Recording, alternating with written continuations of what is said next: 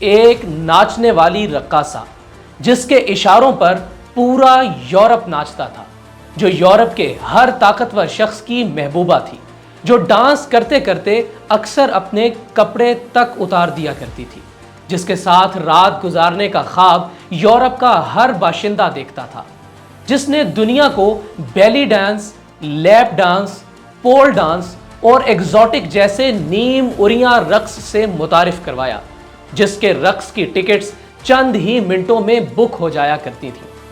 اسے جب فرانس نے غدار کہہ کر سزائے موت سنائی تو کوہرام مچ گیا۔ اسے قتل کرنے کے بعد اس کا سر پیرس کے اناٹومی میوزیم میں جب رکھا گیا تو وہ بھی چند ہی سالوں کے بعد اناٹومی میوزیم سے چوری ہو گیا۔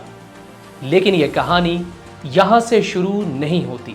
آئیے ذرا وقت کا پہیہ پیچھے کی جانب گھماتے ہیں اور آپ کو شروع سے مارگریٹا کی کہانی سناتے ہیں، جسے دنیا آج ماتا ہاری کے نام سے جانتی ہے۔ مارگریٹا ذیل 1876 میں نیدرلینڈز کے شہر لیواردن میں پیدا ہوئی۔ بچپن خوشحال تھا، والد ایک امیر کاروباری شخص تھے، لیکن صرف 13 برس کی عمر میں مارگریٹا کے والد دیوالیہ ہو گئے اور ان کا خاندان بکھر گیا۔ کم عمری میں ہی ماں کا سایہ بھی سر سے اٹھ گیا۔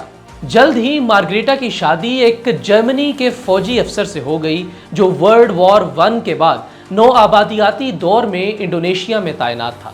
وہ اپنے شوہر کے ساتھ انڈونیشیا چلی گئیں، لیکن شادی ناکام رہی کیونکہ مارگریٹا مختلف مردوں کے ساتھ ناجائز تعلقات قائم کرتی اور اسی وجہ سے اس کا شوہر مارگریٹا پر ظلم کرتا تھا۔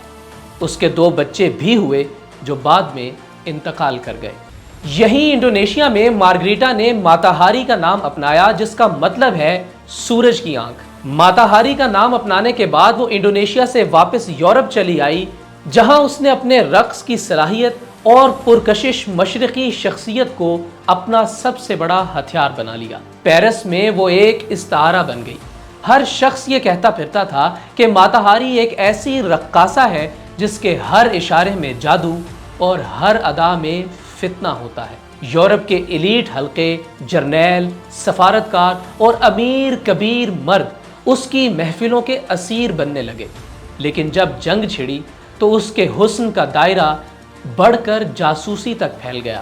چونکہ ماتا ہاری سنہری رنگت کی ایک حسین رقاصہ تھی جس کے تعلقات یورپ کے تمام طاقتور حلقوں کے اہم ترین لوگوں کے ساتھ تھے، لہٰذا اس چیز کا فائدہ فرانس نے خوب اٹھایا۔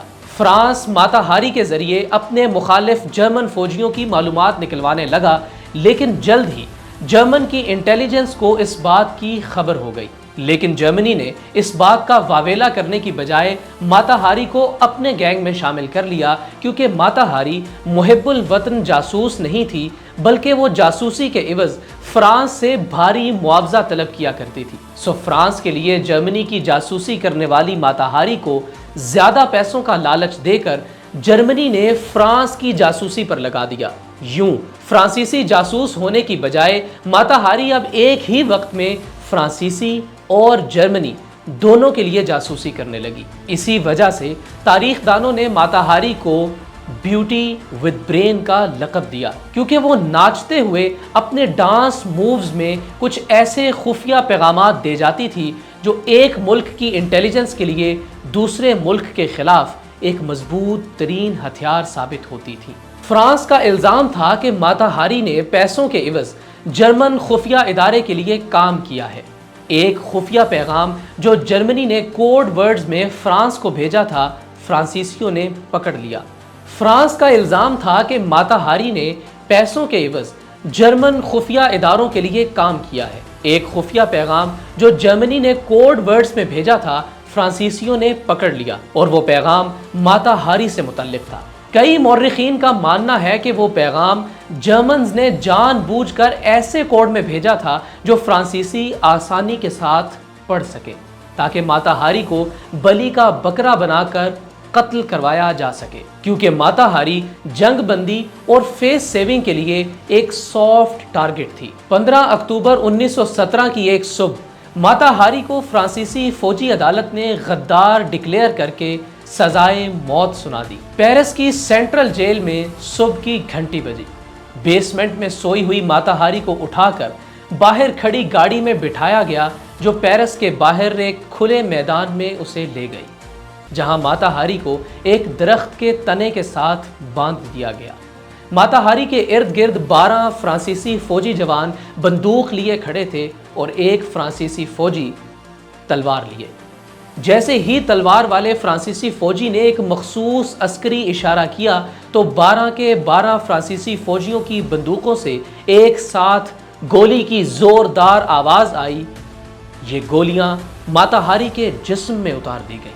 कत्ल के बाद माता हारी के सर को उसके धड़ से अलग करके पेरिस के एनाटॉमी म्यूजियम में इबरत के लिए रख दिया गया। लेकिन हैरत अंगेज तौर पर कुछ ही अरसे के बाद माता हारी का वो सर भी म्यूजियम से चोरी हो गया।